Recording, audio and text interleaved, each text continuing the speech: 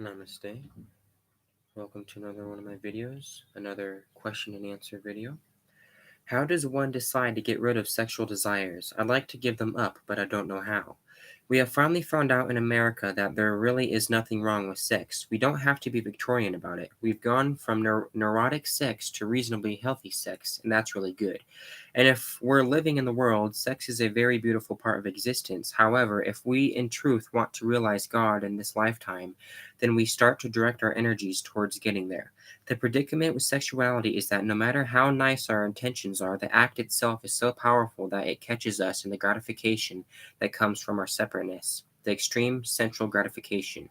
And in that sense, it's reinforcing our separateness. We don't give up sex because it's bad or wrong, no guilt, nothing like that. What we don't do is give up sex. What we do is acknowledging how much we want God, and we turn our hearts and minds in that direction without sounding like we're coming out on for Barnum and Bailey. We can't get into a struggle against it because every time we're busy struggling against something, we're reinforcing its reality. The game is just to go into the reality where sex is like rubbing sticks together to make a fire. We get to the point where we're already existing in that place we were having sex to get to. At times, couples have said to me, "What's happening? As we get more into spirituality, our sex life means less and less to us. Something's wrong. Isn't sex divine?" Yes, sex is divine, but the reasons for having sex are falling away. Later, they could have sex without any opposition or drain on their inner work. High beings can have the most incredibly beautiful sex imaginable because their hearts are open, which most people having sex in this culture don't experience. The problem is that most high beings don't have any desire for orgasm because they are already sharing such intimacy. Tantra yoga is often played with by people who desire sexual gratification.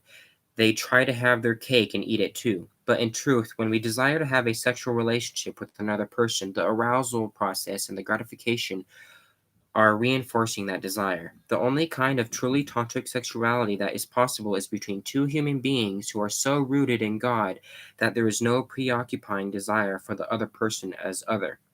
Then we may use the psychological process of body interaction in order to awaken energy to move it up through the chakras. But that is only when there is no preoccupying desire whatsoever in either partner. And that is a condition that hardly anybody I've ever known could fulfill. Sort of that.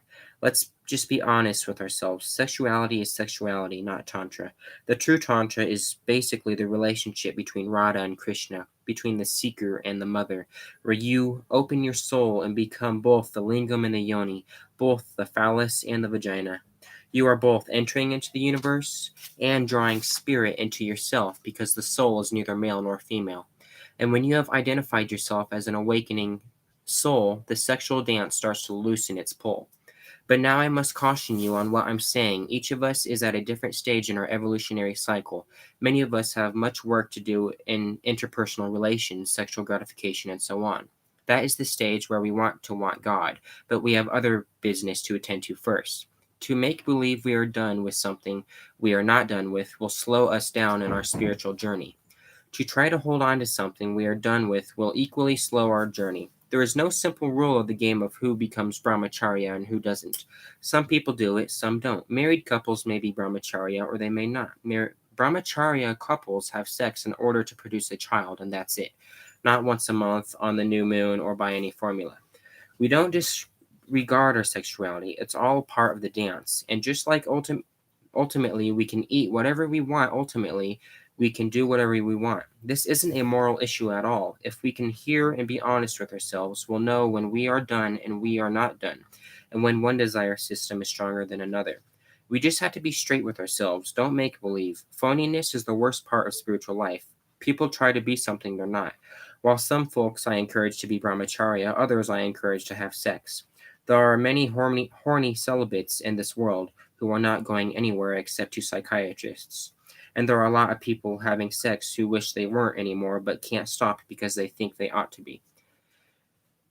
They've already entered into planes of consciousness where it's irrelevant. Trust yourself. Allow your desires to fall away when it's appropriate.